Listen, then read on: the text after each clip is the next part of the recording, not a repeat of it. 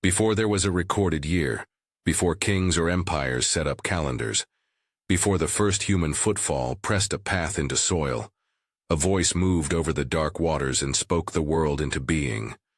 Light answered spoken order. Sky, sea, and seed followed. The opening pages of the Old Testament show not only a beginning of matter and time, but the first movement of a relationship, a creator who calls for companionship, and a creation that bears the echo of its maker.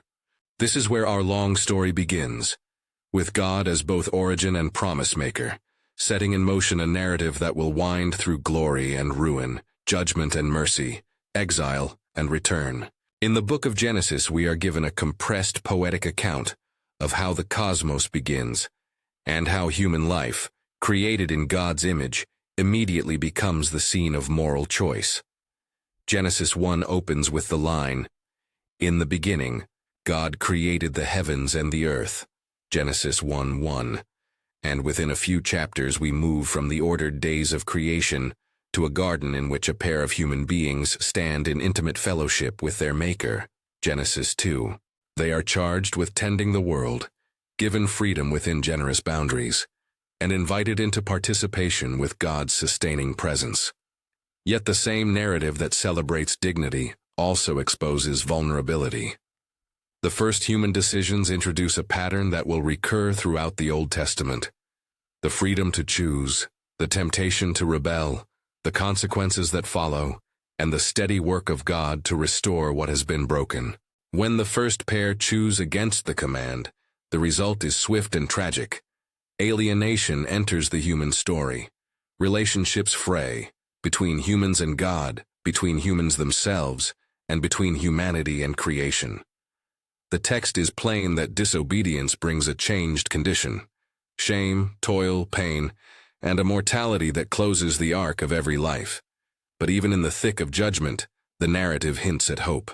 A promise is spoken shortly after the fall that points forward to a remedy. Language scholars often call this the first gospel, a seed of hope embedded in the consequence of sin. Genesis 3:15. Through the ancient storyteller's economy we see both ruin and the slender thread of divine resolve to heal. This early cycle, freedom, fall, consequence, and a clue of restoration, repeats itself in small drama after small drama through Genesis. Cain's murderous jealousy against Abel shows how quickly violence can spread, yet even Cain is marked in mercy and kept from immediate destruction despite his crime. Genesis 4. The narrative widens, tracing family lines, tensions, and the multiplication of human disobedience. The picture that emerges is not merely moral failure. It's a social and structural dimming of the image-bearing life God had intended.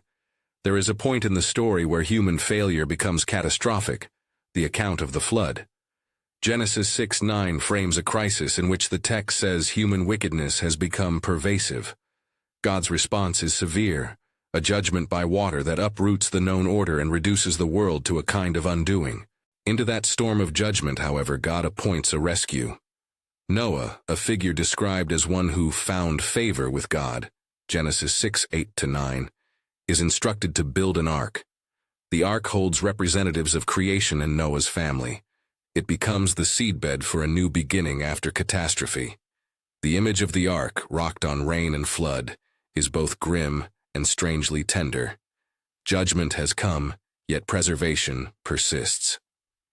When the waters recede, God establishes a covenant with Noah, promising never again to destroy the earth by flood, and sets a visible sign, the rainbow, as a token of that promise.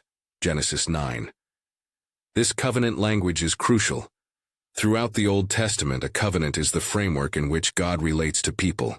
It is not a mere contract between equals, but an enduring pledge rooted in divine initiative.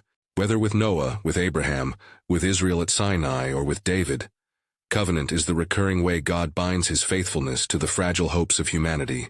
It is also necessary here to note that some details in these early chapters invite multiple readings. For example, Genesis 6 mentions the sons of God and the Nephilim, a passage that has generated varied interpretations across centuries. Some read it as referring to a collision between human and divine beings. others as intrahuman lines of privilege and violence. Scholars have debated the language and its context. Similarly, attempts to map the Table of Nations in Genesis 10 onto modern ethnic groups or national identities are traditional interpretive exercises rather than scientific conclusions. Where the biblical text speaks to theological truth, sin, judgment, mercy. Our claims are confident, where it raises historical puzzles, humility and a recognition of interpretive options are the prudent course. After the flood narrative, the scene alters.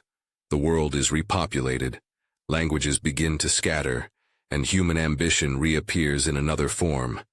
The attempt to centralize glory and power in one project, the Tower at Babel, Genesis 11. There, the narrative shows how pride and a desire for autonomy lead to fragmentation. God confuses speech, and the people disperse. The resulting scattering explains the diversity of language and sets the stage for a particular turn in the story. God will now work through specific people and a chosen family line to carry forward the promise of blessing to the nations. This movement toward a chosen family is where the story tightens into what we call the patriarchal narratives. A single man, Abram, is summoned out of his world and into a radical call to leave his country, his people, his father's house, and to go to a land that God will show him, Genesis 12. The promise that follows is startlingly generous. Abram will become a great nation. Through him all the families of the earth will be blessed. The narrative places personal faith and communal promise at the heart of God's plan. Abram's story signals a transition from a universal account of sin and mercy to a focused redemptive strategy that unfolds through a family given a mission. There is a cultural background to this call worth noting. In the ancient Near Eastern world, families and clans were the primary social units. Kinship conferred identity and security. God's call to Abram severs the usual comforts of kinship and asks for trust in divine direction alone. Abram's response is, in narrative terms, astonishing. He goes. He moves tent by tent across hostile territory, builds altars at places of encounter, and enters into covenantal dialogue with God. The covenant with Abram, later Abraham, expands the earlier promise that appeared after the fall. God's plan now centers on descendants, land, and an indissoluble relationship with the one who called. This era gives us some of the most personal and intimate scenes in the Old Testament. The late-in-life birth promised to an aged couple, laughter at the announcement of a son, and heartbreaking choices driven by human impatience. Sarah's barrenness and the family's attempt to manufacture the promise through Hagar, the Egyptian woman, lead to complications that echo across generations. Genesis 16. The story does not hide the imperfections of its protagonists. Abraham himself, in moments of fear, lapses into compromise. Sarah and Abraham both act in ways that complicate the unfolding of God's word. Yet even amid human failure, the promise is not withdrawn. Covenant is not contingent upon perfect human performance. It is sustained by God's unmerited commitment. A central theological note in these chapters is the interplay of promise and testing. God promises descendants to Abraham, an abundance that will become a nation. But the legitimacy of that promise is worked out in situations that test faith. The famous account where God instructs Abraham to sacrifice his son Isaac, Genesis 22, is one of the most intense of these moments. Before we rush to commentary, it is important to place this episode in its narrative and theological context. Isaac is the child of the promise. Abraham's willingness to obey to the point of offering his son reveals a faith that trusts God's promise, even when the present command seems to contradict that promise. The episode is dramatic, theologically heavy, and has been read in various ways by readers across centuries, as a test of faith, as a denouncement of child sacrifice, and as an illustration of God's sovereignty and provision, Genesis 22. When we approach it, caution and reverent attention to the text should guide us. Throughout the patriarchal period, certain motifs hold the narrative together.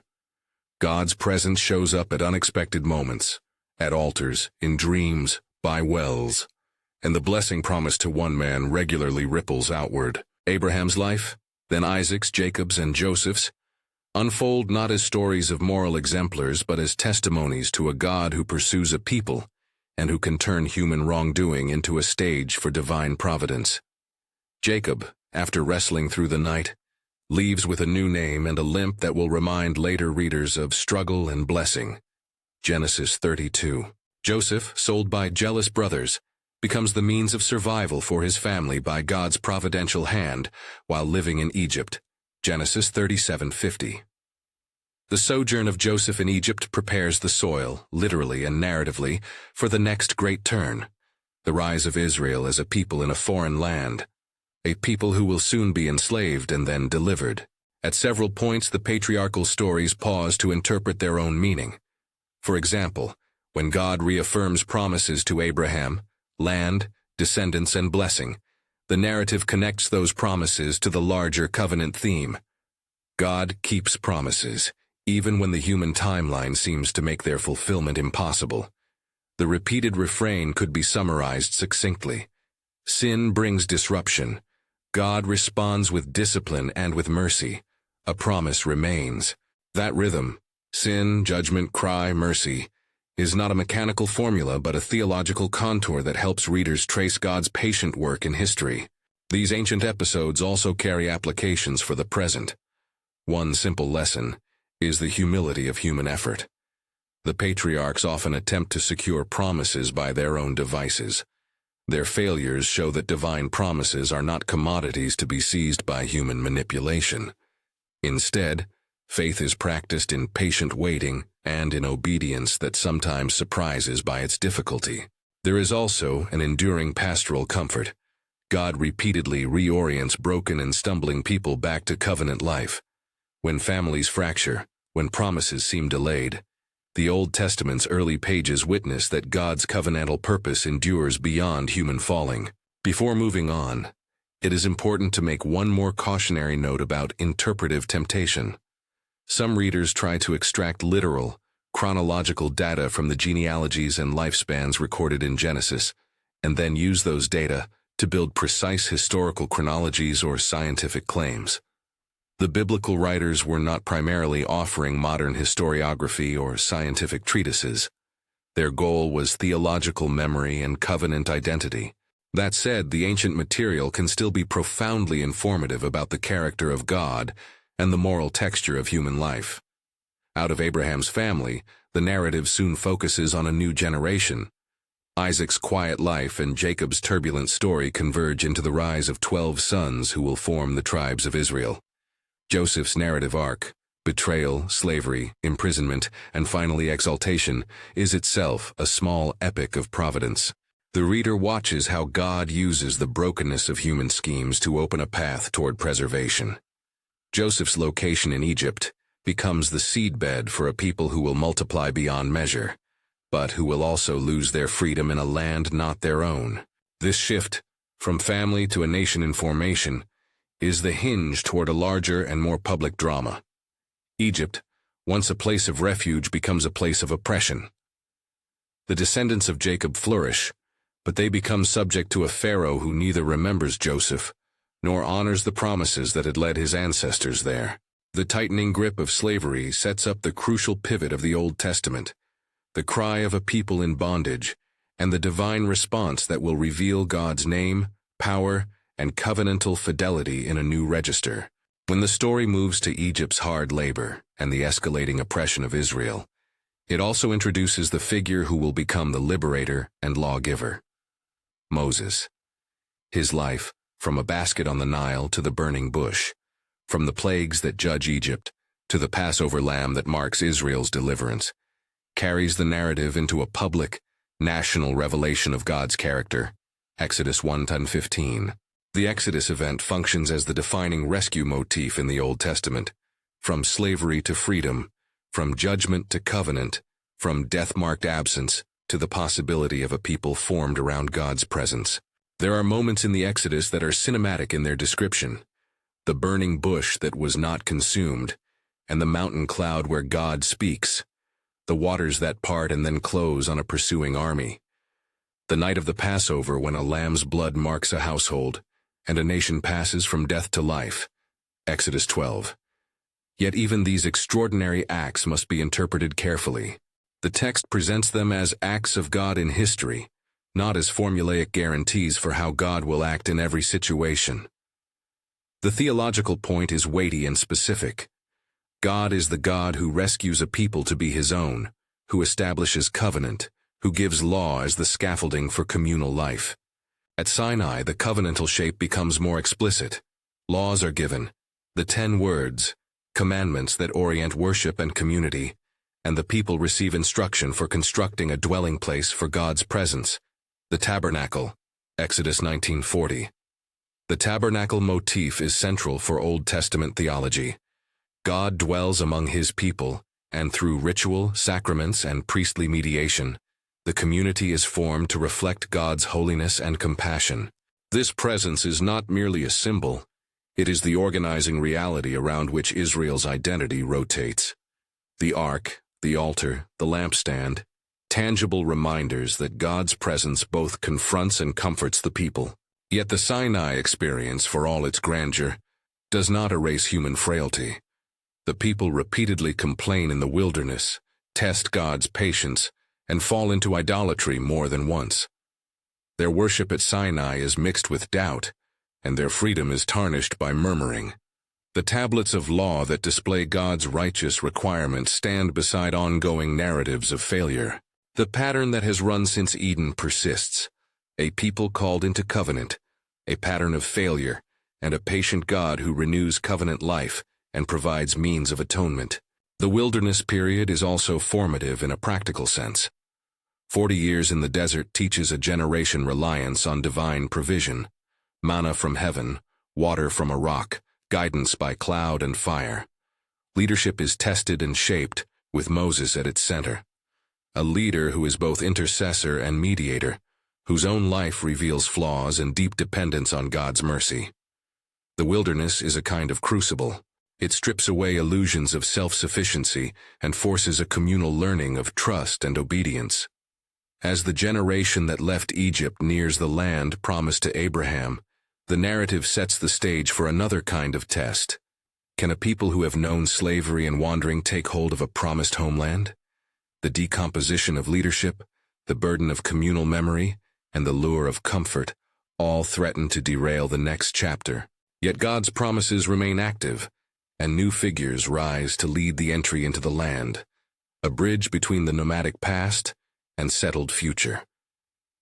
At the end of the wilderness story, the focus shifts toward the conquest of Canaan, led by Joshua, the successor of Moses. The accounts of the crossing of the Jordan, the fall of Jericho, and the division of the land among the tribes are narrated as decisive moments in which the promise to the patriarchs begins to see tangible fulfillment. But the conquest is not a simple tale of military triumph. It is entwined with moral and theological instruction. Obedience, holiness, and the need to trust God's strategy rather than the seductions of power. Time and again, the Old Testament returns to the refrain that holds its narrative unity. Human sin generates consequence. Judgment follows. The people cry out, and God responds in mercy and promise. This refrain will continue to play across the coming eras, the cycle repeating in national and personal forms, accumulating into the larger story of a people shaped by covenant, corrected by discipline, and sustained by hope. As we move forward into the age of the nation, into the judges and later into monarchy and exile, keep this rhythm in mind. It is the beat that connects Eden to the temple, Jacob's tents to Jerusalem's gates, and the exile's tears to prophetic visions of new life. If you want the full series on Bible stories and their meaning, subscribe now. This is the complete Old Testament story in one journey. When Abram leaves Haran and follows the call, the narrative narrows its lens to family names and covenant promises that will carry through centuries. The patriarchal era offers intimate scenes that humanize the grand purposes of God. Picture Abram's tent at night, the stars overhead, a horizon of migration, and the quiet fear of someone uprooted by a divine command. God's promise, descendants like the stars, a land to call their own, presses against Abram's human constraints. He is an elder by modern standards, Sarah barren by societal measure. Yet the promise is not rescinded for human weakness. The narrative highlights that God's purposes often advance through unlikely people and awkward circumstances. Abram's interactions show also how faith is lived out in concrete choices. There are times he negotiates with God, questions the promise, and acts to secure outcomes in human ways. Those choices have consequences. The birth of Ishmael through Hagar introduces a complex relational legacy that will echo beyond immediate family strife. Genesis 16. The stories do not sanitize their heroes. They display messy lives redeemed by God's gracious persistence. Isaac's quieter life and Jacob's long road, including the famous ladder at Bethel where heaven and earth meet, and the nocturnal wrestling that leaves a man limping but blessed, deepen the pattern of struggle and blessing. Jacob's children, in their jealousy and betrayal of Joseph, reveal how sin corrodes family and reputation. Yet God's purposes find a way. Joseph's rise in Egypt brings survival not only for his family but for a future nation. Here the text makes a subtle theological claim about providence. God can weave even human betrayal into the tapestry of redemption. As Joseph sits in Pharaoh's court, the narrative anticipates the coming crisis and deliverance that will define Israel's identity. The settlement in Egypt is both blessing and precursor to bondage. A later Pharaoh who does not know Joseph fears the multiplied people and imposes forced labor. The story moves from family drama to national suffering, setting up the decisive act of deliverance that will shape the sense of God as Redeemer for generations to come. In these patriarchal and pre-Exodus scenes, theological motifs accumulate. Covenant language remains central. God binds himself to a people through promise. The theme of chosenness appears, not as exclusivist vanity but as a means to bless all nations. Divine presence is promised and foreshadowed, whether in an altar on a hillside or in the salvation of a people from famine. And alongside promise, the texts repeatedly exhibit how faith is tested, and how God's faithfulness perseveres despite human shortcomings. Narratively, the patriarchs prepare the reader for a larger drama, a people who will be called to remember what God has done, and to live in light of that memory. Memory and obedience become theological disciplines. The household remembers deliverance through feasts, laws, and recitations, practices that will later be formalized at Sinai and lived out in ritual life. The transition from family to tribal confederation, and from there to nation, is thus not merely political, it is theological formation.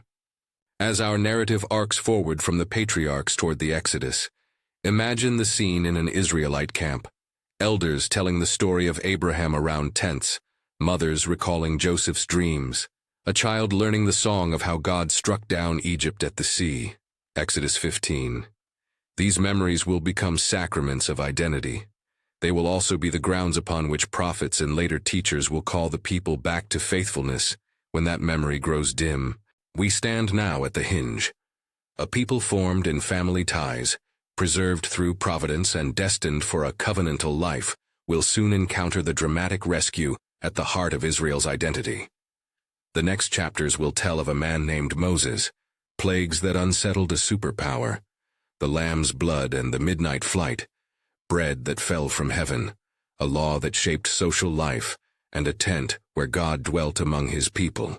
All of these will deepen the covenant story and push the drama toward the land promised to the patriarchs.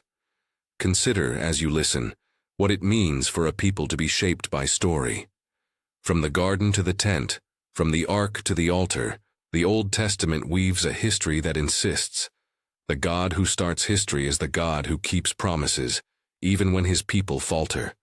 The thread tying these episodes together is not human excellence but divine fidelity.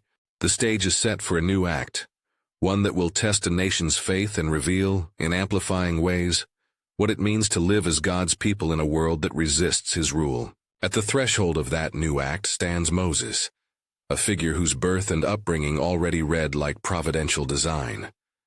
Abandoned as an infant, raised in pharaonic palace halls, yet identified with his oppressed kinsmen, Moses embodies the tension between worlds. His name will be associated with confrontation and liberation, with law and intercession, with both human weakness and divine calling. Exodus 2 and 4. The burning bush, where God's voice issues forth in a flame that does not consume, announces a revelation that will change the trajectory of the family that began with Abraham. As we prepare to follow Moses and the drama of Exodus, the plagues that test Egypt, the Passover that saves a people, the parting of the sea that marks a decisive deliverance, keep watching for the recurring structure: sin, judgment, cry, mercy. Behind each public act of rescue is a covenantal intention. God is forming a people who will reflect His character. The Exodus will not merely free bodies from chains. It will establish a people defined by a law and a presence, set apart to be a light to the nations. From the lofty declaration that spoke the cosmos into being to the intimate tent fires of the patriarchs, the Old Testament's opening chapters have traced a movement of God's heart toward humanity. They have also made clear that human hearts remain complicated. The next episodes will enlarge the stage, bringing national crisis, communal formation, and the hard lessons of obedience, and will press the drama forward toward a land, a king, a temple, and ultimately the prophetic visions that will recast exile into hope. The story continues. Moses stood on hot sand and holy ground as the bush burned and would not burn up, and in that flickering, God's voice unrolled a new chapter of deliverance. The one who had called Abraham now named himself to a people in pain. I am who I am, the text reports, and the mission to free Israel began to take public shape. Exodus 3. Moses would be reluctant, fearful, flawed. He would protest, negotiate, and finally obey. But the drama that follows is not about Moses' perfection.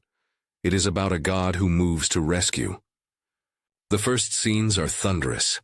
Pharaoh's heart resists, and Egypt experiences a sequence of plagues that unsettle both gods and empire. The hard night of the 10th plague is the hinge. Israel marks its doors with lamb's blood and eats in haste, and the cry of mourning moves through the land. Exodus 7 to 12. The Passover night is at once a ritual of remembrance and a theological claim. God acts decisively to separate life from death for His people. As the narrative says, the people left Egypt in a hurry, carrying stories, songs, and the bitter taste of slavery. The event that will be sung for generations is not merely a national founding myth. It is a theologically dense memory. God rescues by means that reorient identity. The fleeing people find themselves at the shore with an army behind them. The pillars of cloud and fire that had guided them now stand as witnesses to a miracle. Waters split, a path holds, and deliverance occurs in one of the most cinematic moments of Scripture. Exodus 14. The sea becomes God's agent of judgment against the pursuers, and a sign of new life for the saved. Critically, the text frames this as an act of God on behalf of covenant people, an act that will be told and retold in songs and memory. Exodus 15. Deliverance leads quickly, in the Sinai theophany, to a new shape of life. At Mount Sinai, the people stand inside a theophany so intense that thunder, smoke, and trumpet sound make the covenant palpable. Exodus 19:20. God gives law, laws that shape worship, social justice, and communal holiness. The 10 words, 10 commandments, become the core moral grammar. Exodus 20. The covenant that follows is not a simple legal contract. It is a formative bond in which God promises to be their God, and they promise to be His people. The tabernacle instructions, the priestly codes, and the sacrificial system all emerge here so that divine presence may be located and mediated among a fragile people. Exodus 25:31, Leviticus. Yet even under Sinai's cloud, human nature shows its old patterns. While Moses is on the mountain, the people fashion a molten calf and feast. Exodus 32. The narrative does not mince words.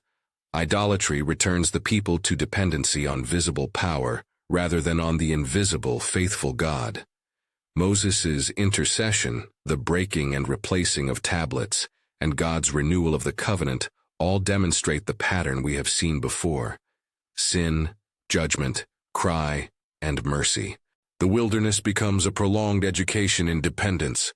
Manna in the morning and quails at evening, water from rock, and the daily test of trusting unseen provision formed the people into a community that must learn to live by God's word.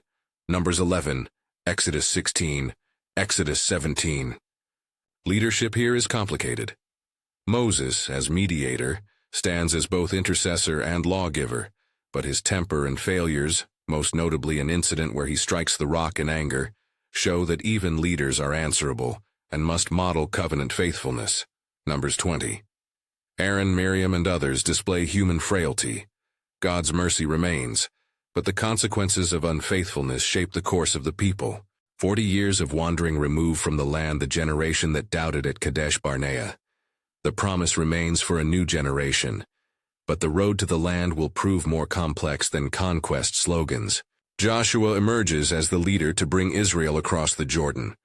The crossing of the Jordan is narrated with the same theological framing as the Red Sea. Waters held back so that a people can enter the land God promised. Joshua 3. The fall of Jericho, with trumpets and a command to devote the city to destruction, forces the listener to wrestle with difficult theological and ethical questions about divine judgment and human complicity. The text insists repeatedly that success in the land is linked to obedience to God's command and to trust that the land is God's gift, not human spoils. Joshua 6, Joshua 7. Settlement is not uniform. Some towns fall quickly, others hold out, and the Israelite tribes find their allotted territories but also inherit Canaanite practices and temptations. The book of Judges opens with a sober assessment. In those days there was no king in Israel. Everyone did what was right in his own eyes. Judges 21:25. That somber line sets the tone for an era of cycle and crisis. The text sketches repeated patterns. The people turn away to other gods. God hands them over to oppression. They cry out. God raises a deliverer. Peace returns, often temporarily. These deliverers, Deborah with her song and decisive leadership, Judges 4-5, Gideon's shrunken band and lamps that topple an army, Judges 6-7, Samson's tragic strength and final collapse, Judges 13-16, are complex figures. They are instruments of deliverance and examples of human ambiguity. Each victory contains lessons about faith, courage, and the limits of human leadership. Samuel appears near the close of Judges as prophet, priest, and judge. His presence bridges tribal confederation to centralized monarchy. 1 Samuel 7-12. The people, desiring stability and a king like other nations, demand a monarchy. Samuel warns them of the dangers of kingship, taxation, military conscription, and potential tyranny. Yet God permits the request, and Saul is anointed as the first king. 1 Samuel 8-10. Saul's reign introduces the tragic theme of divine calling unmet by human obedience. He begins hopeful, but falls into jealousy, disobedience, and paranoia, ending in a downfall that prepares the way for a more enduring figure. David. David's story accelerates with color and complexity. The shepherd boy who faces Goliath, 1 Samuel 17, becomes a symbol of faith's courage and of God's preference to work through the overlooked. David's ascent to power negotiates court politics, warfare, and exile like fugitive years. His heart, passionate, repentant, loyal, and sometimes morally compromised, makes him a deeply human king. His grievous sin with Bathsheba and the arranged death of her husband intersect with fierce repentance, Psalm 51, which the narrative preserves honestly. David is both the man after God's own heart and the man who knows the cost of sin. The Davidic covenant promises an enduring royal line and a house that will last forever, 2 Samuel 7, and this promise shapes Israel's hope for a future ruler who will establish justice and peace. Solomon succeeds David and brings an era of consolidated power and lavish temple building. Solomon's wisdom, exemplified in stories like the judgment between two women claiming a child, 1 Kings 3, becomes legendary. The construction of the temple in Jerusalem, described with meticulous care in 1 Kings 6-8, frames an apex for Israel's cultic life. A fixed, glorious place for worship, and the visible symbol of God's presence among his people. Solomon's prayer at the temple dedication includes a vision of God hearing prayer from all the earth, 1 Kings 8, showing a theological breadth. The God of Israel is not merely tribal, but cosmic. Yet Solomon's later years, with foreign wives and introduction of foreign shrines, reveal the peril of syncretism and the fragility of covenant fidelity. After Solomon, the kingdom fractures. Rehoboam's harshness precipitates northern secession under Jeroboam, who institutes rival worship sites with golden calves to secure identity and control. In 1 Kings 12. The division yields two polities, Israel in the north and Judah in the south. This political split has theological consequences. The north's idolatry intensifies, leading to prophetic crises. The south wavers, but retains the Davidic line and the temple as theological anchors. Into this unstable landscape the prophets are raised. Prophetic voices are many and varied. Some are poets, some court critics, some rural messengers. But their consistent call is repentance and return to covenant. Amos brings a fierce denunciation of social injustice, insisting that cult alone cannot substitute for righteousness. Amos 5. Hosea uses marriage imagery to picture Israel's unfaithfulness and God's persistent love. Hosea 1:3. Isaiah offers sweeping visions that move from judgment to future hope, including startling images of a suffering servant and a renewed Zion. Isaiah 1, Isaiah 53. Micah calls for justice, mercy, and humility. Micah 6-8. These prophets insist that covenant has moral content. Religion without justice is hollow. The prophetic vocation is often uncomfortable. Prophets confront kings, criticize elites, and risk imprisonment or death. Elijah's confrontation with the prophets of Baal on Mount Carmel, 1 Kings 18, is a dramatic tableau: fire from heaven, an exposed idolatry, and the stubborn idol worship that persists despite miracles. Elisha continues with wonders that underline God's continuing presence amidst political turmoil. Yet the prophetic chorus also includes calls to hope, promises of restoration, of a righteous branch from David's line, and of God's ultimate reversal of exile. Historical catastrophe follows in expected and unexpected ways. The northern kingdom, Israel, falls to Assyria in 722 BC, a political and theological rupture that disperses communities and brings an end to the northern monarchy. 2 Kings 17. The southern kingdom, Judah, struggles on, sometimes reforming under figures like Hezekiah and Josiah, who attempt renewal and centralization of worship. 2 Kings 18-23. But the long pattern of disobedience and missed repentance culminates in Jerusalem's siege and destruction in 586 BC, when Nebuchadnezzar's Babylonian forces raze the city, burn the temple, and deport leaders and artisans into exile. 2 Kings 24-25. The theological weight of this catastrophe cannot be overstated. Exile forces Israel to ask, where is God when the temple lies in ruins? How can the promises endure when the land is lost and the Davidic throne is shattered? Into exile, the prophetic voice does not go silent, it deepens. Jeremiah, called before the fall, laments the destruction and offers stern warnings and tender promises. Jeremiah 1, Jeremiah 31. His confessions are gut-level cries of a prophet who weeps for his people. Ezekiel, exiled among captives, carries vivid visions. The departure of God's glory from the temple, symbolic acts of judgment, and, most famously, a valley of dry bones that rises to living breath as a picture of doomed hope restored. Ezekiel 37. Ezekiel's vision is intentionally graphic, offering a theological reassurance. God can breathe life into what is dead. Daniel, in Babylonian courts, models faithfulness in foreign service. His narratives, dietary fidelity, dreams interpreted, and a night in a lion's den, portray God's sovereignty over nations and rulers, even when God's people live under foreign kings. Daniel 1-6. Exile becomes a theological crucible.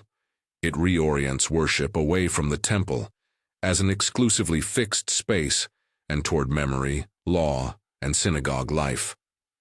The Torah's centrality intensifies. Prophetic hopes mature into promises that look beyond immediate restoration toward a renewed people and a transformed world. In some prophetic texts, the imagery grows messianic: a righteous ruler, a new covenant, and a justice-filled kingdom. How to read these texts requires care. Some passages immediately address historical restoration. Some look to eschatological horizons, and later, Christian readers have read many as pointing to the Messiah. It is important to distinguish what the original prophets intended in their contexts and what later theological reading brings. Both are part of the interpretive conversation. Against despair, the narrative turns.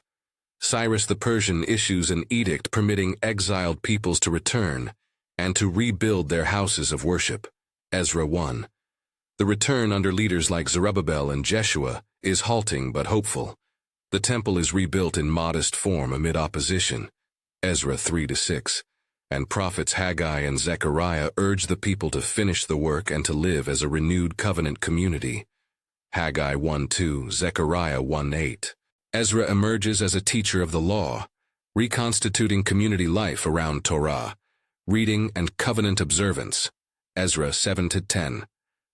Nehemiah arrives with a mission to rebuild the walls of Jerusalem and to encourage social reform.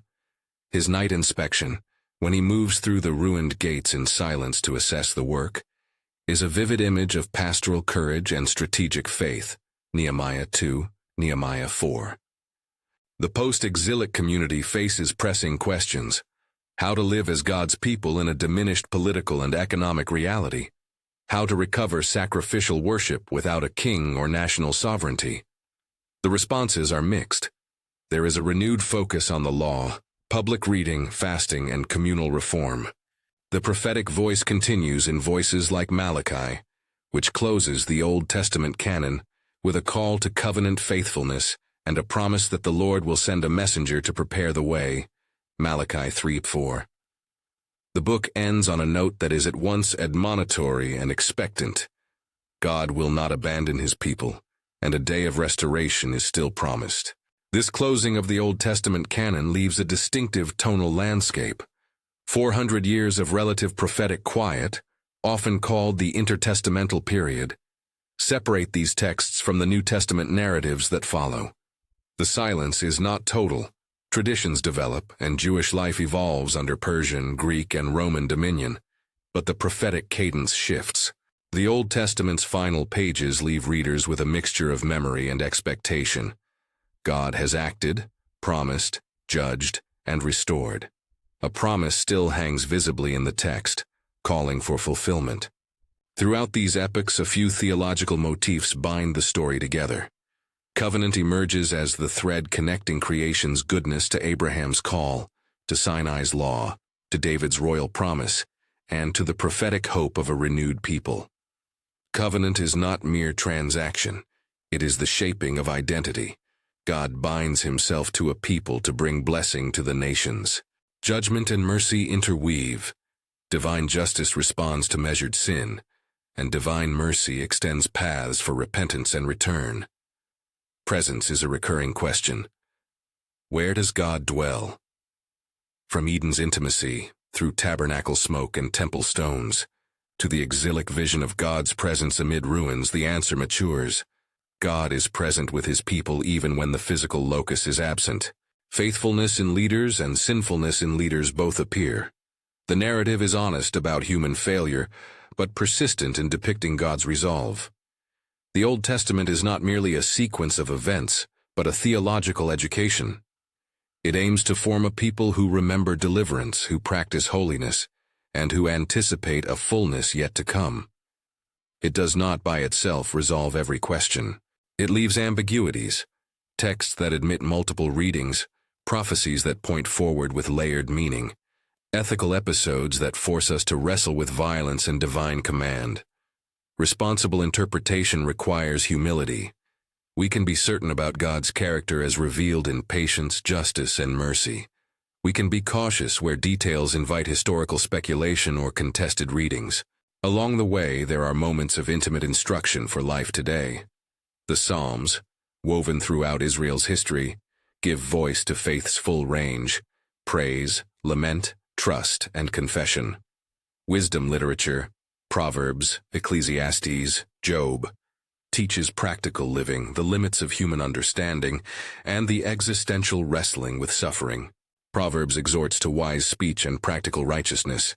Ecclesiastes reflects on life's vanity and the grace of living within God's gift. Job questions why the righteous suffer and insists that God's ways are sometimes beyond human comprehension. These books temper triumphalism and invite a mature, reflective faith. As the Old Testament story draws to a close, it does so not with an empty silence but with expectation. Prophetic visions, some immediate to their age, others with horizons that stretch beyond their century, converge on the hope of a deliverer, a righteous ruler, a servant who will embody God's restorative justice. Interpretive prudence is necessary. Some prophecies clearly address contemporary crises. Others allow readers to see typological or fuller fulfillment in later events. Christian reading understands many of these promises as ultimately pointing to Christ. Jewish reading tends to see them as calling for national or individual restoration within Israelite hopes. Both readings take seriously the Old Testament's witness to God's fidelity and to a future when justice, peace, and wholeness will be restored. The narrative arc is therefore movement toward a center, God's work in history to reclaim a people, renew creation's vocations, and display His mercy. The last pages of the Old Testament reach forward with a palpable longing. They ask the listener to remember the covenant, to practice mercy, and to wait with hope for the completion of God's promises. Consider a few dramatic scenes that crystallize this long story. Imagine the ancient Passover home, where families huddle in candlelight, the smell of roasted lamb and bitter herbs heavy in the air, parents recounting the night of rescue to wide-eyed children. Exodus 12.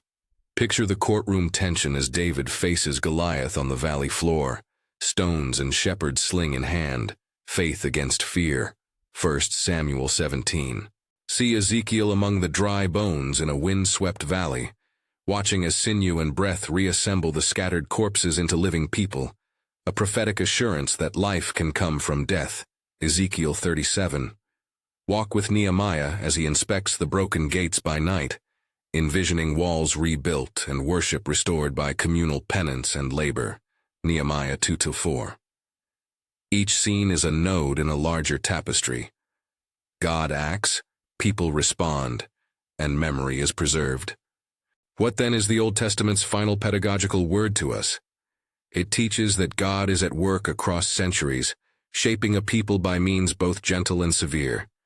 It insists that human sin is real and costly, but that divine mercy is more resolute still. It models faith that waits and repents, leadership that seeks justice, and worship that remembers deliverance.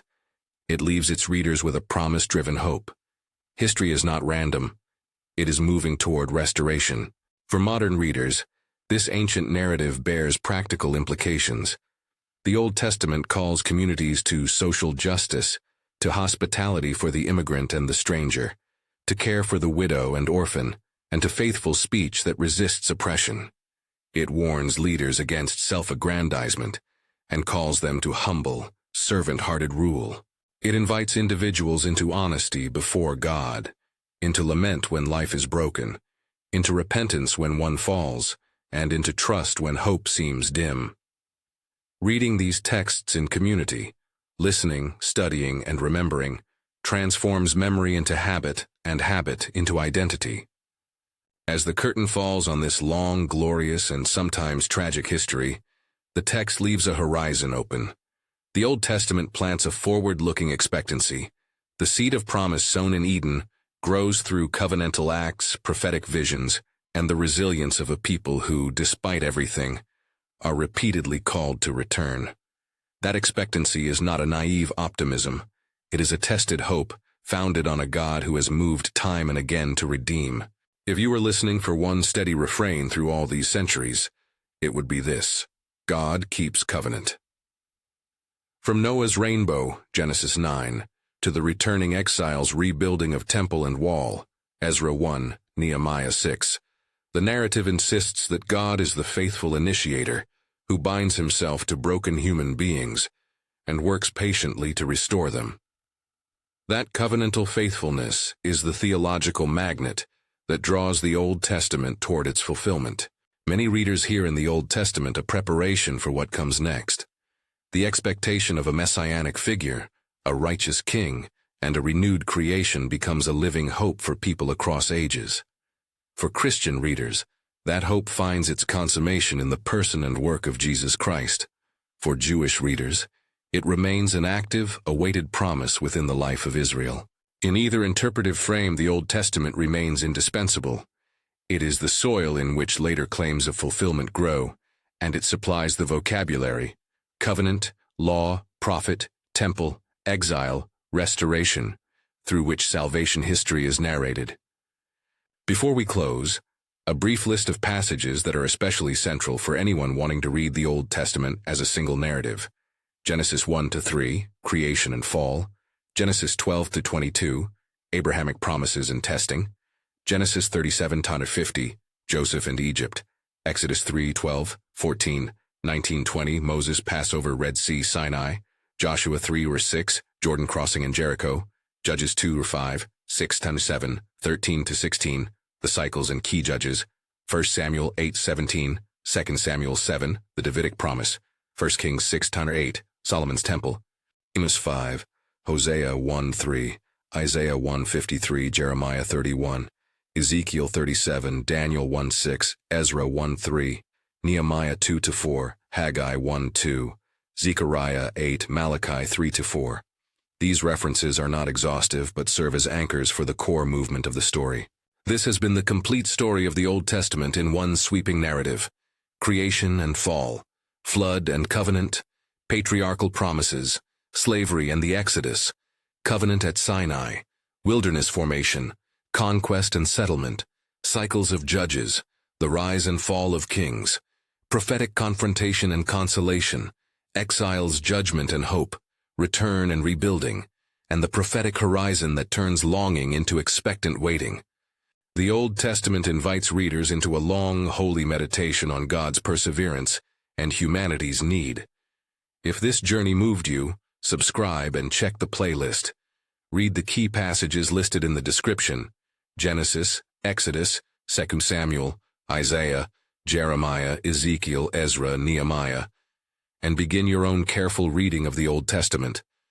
May these ancient pages shape your memory, nourish your faith, and steady your hope as you walk the long road from promise to fulfillment.